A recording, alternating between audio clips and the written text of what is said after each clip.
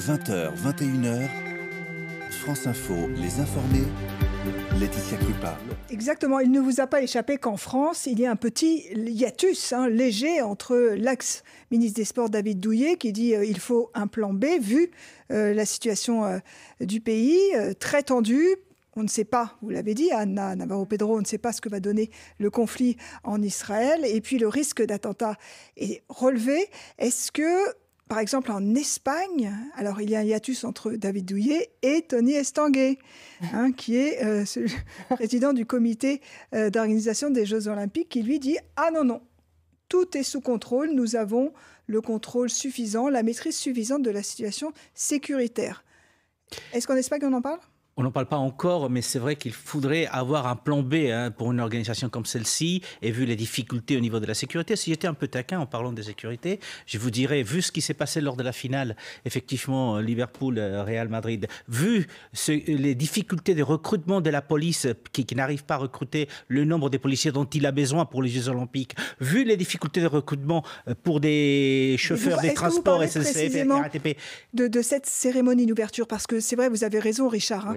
On attend 500 000 téléspectateurs. Le long de la Seine, puisqu'elle se déroulera sur la Seine. Et on apprend qu'apparemment, déjà, l'itinéraire aurait été réduit. Donc, ce n'est pas un plan tout à fait B, mais c'est déjà un plan AB, en quelque sorte. C'est un cauchemar, de toute façon, de sécurité. Oui, donc justement, on est en droit de se poser la question si la sécurité pourra être donc assurée comme il se doit. La France annonce 45 000 policiers pour assurer la sécurité. De les avoir sous la main, ce que dit Juan Rosé est très juste. Il faut les avoir. Des problèmes de recrutement.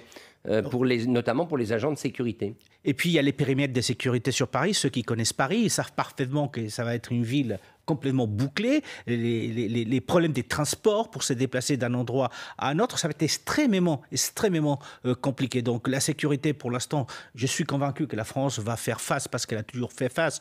Elle vient de le montrer avec la Coupe du Monde de rugby. Elle arrive à s'en sortir parce qu'elle a le savoir-faire. Mais il y a aussi cette conjoncture géopolitique internationale qui peut faire que ces Jeux Olympiques soient à une poudrière justement, où pourrait y avoir beaucoup de problèmes par rapport justement, je ne veux pas parler de Munich dans les années 70, mais c'est vrai qu'assurer la sécurité, ça va être très compliqué pour la France. Et est-ce qu'on a les moyens aujourd'hui ?